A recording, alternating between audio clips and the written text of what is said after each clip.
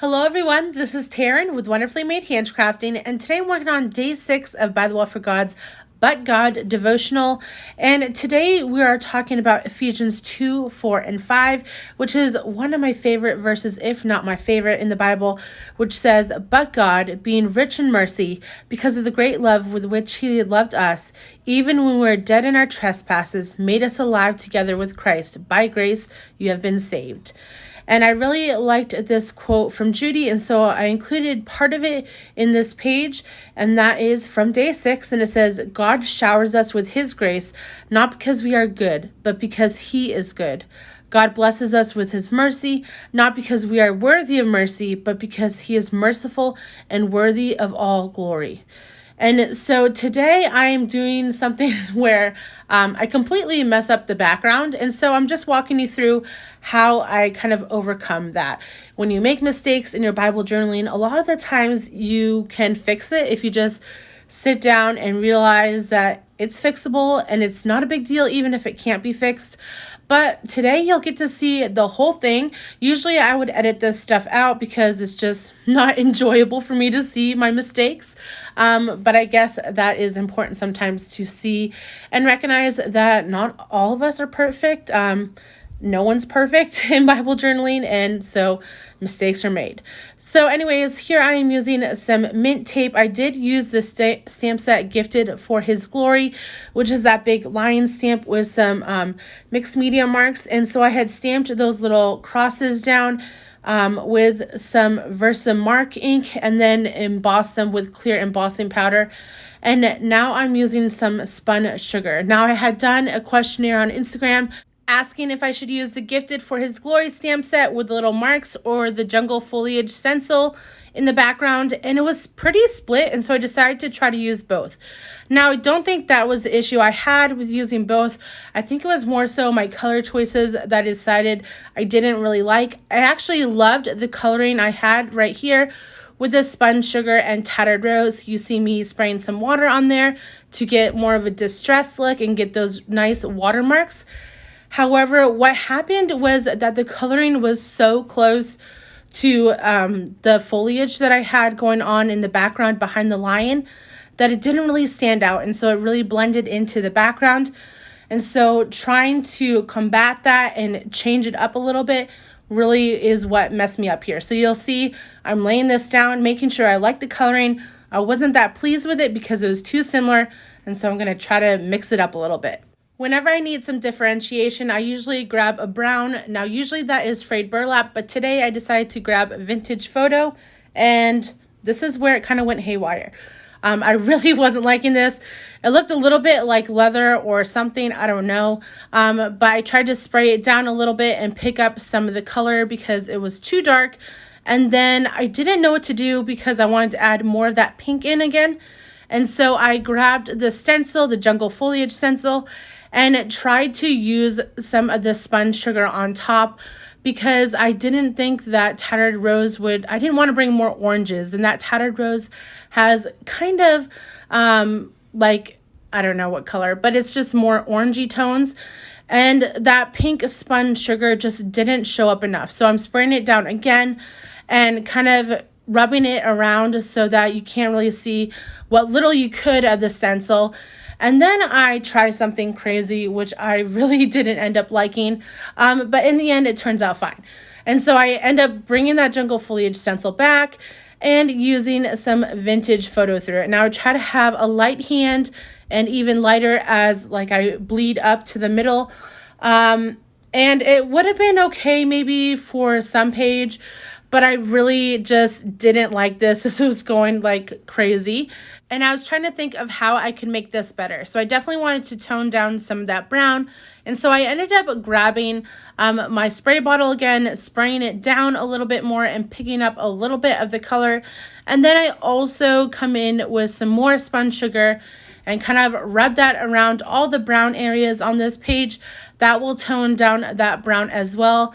But the number one thing that I do when I'm stuck in this kind of situation is I grab some white gesso. Now, if you don't have white gesso, go ahead and grab some because it is amazing stuff that can totally change a page.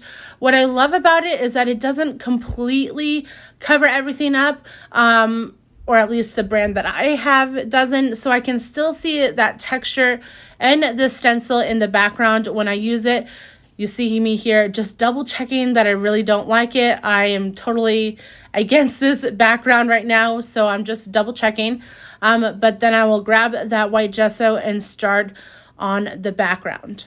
Now, I use the Master's Touch gesso. I got it from Hobby Lobby. But with gesso, I try to brush it all in the same direction while still getting good coverage.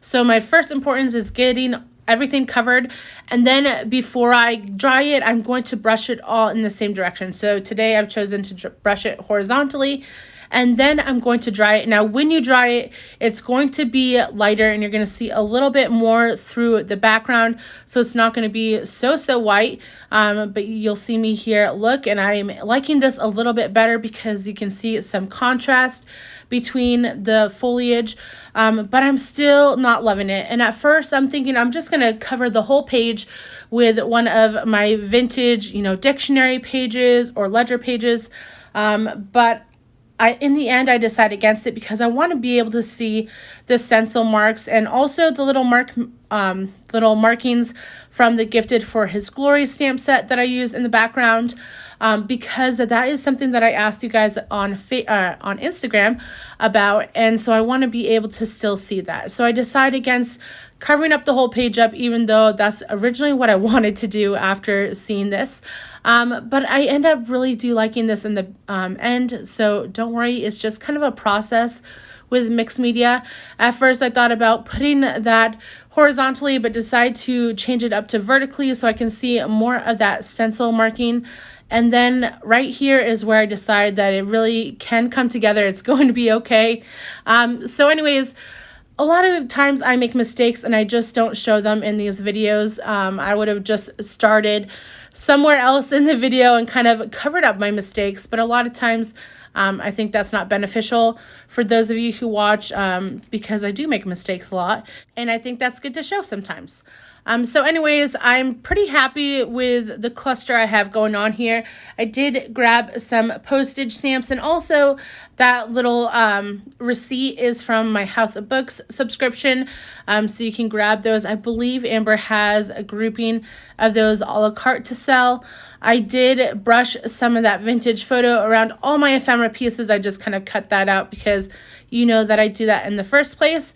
And I am just fussy cutting the little centers of these Monstera leaves. At least I think that's what they're called, because I like having the littlest amount of white possible. And so I will start gluing everything down to this receipt, and we'll start working on putting this all together. Now, as I'm gluing this down, I'm gluing it down to the receipt and not the background, because I do want to still work on something in the background. I just don't think it's completely done yet. I'm not really sure at this point as I'm working through it what I want to do, but I'm thinking of adding some splatters, and that's what I end up doing in the end. But it just seems like I need some black splatters because I have those Dymo label makers, the little stickers. I love this little tool. I did do this off screen because I did it a couple days ago where I wanted to complete the quote from Judy, and so I just added "worthy of all glory" with those Dymo label stickers. But anyways, I'm just adding a little bit of foam tape to this floral so it's not so flat. I like each of my pages to have a little bit of dimension. It doesn't bother me that my Bible gets quite chunky pretty fast. I just like the look of some dimension, and it makes me really love a page and therefore remember what I am studying. So now you see me here add this line to the receipt, and then I will set that to the side and work on the background. So I end up grabbing my Distress paint and black soot. I like the paint because it's very opaque and it dries fairly fast. So I'm going to add it to my acrylic stamp block, just add a little bit of a dot right there, and then add some water with my paintbrush. Now this will give you small splatters. I also have a splatter brush that I could have used to get some bigger splatters, but to get some bigger splatters with this kind of brush, all you have to do is add some more water and make sure that that brush tip is soaking wet. So you'll see me get a couple bigger splatters here. Now it looks kind of weird how I have this line going right now, but once I add this cluster, it's going to look a lot better because it won't have black splatters over the entire page. So I'm just using my Barely Arts glue, gluing that down, and then adding my date stamp, which I remembered this time, and this page will be complete. If you've enjoyed this video, please like and subscribe to my channel. You can also follow me over on Instagram at Wonderfully Made Handcrafting. I'll try to leave everything I used down below in the description with affiliate links. And thank you so much for watching. I hope you have a wonderful day, guys. Bye.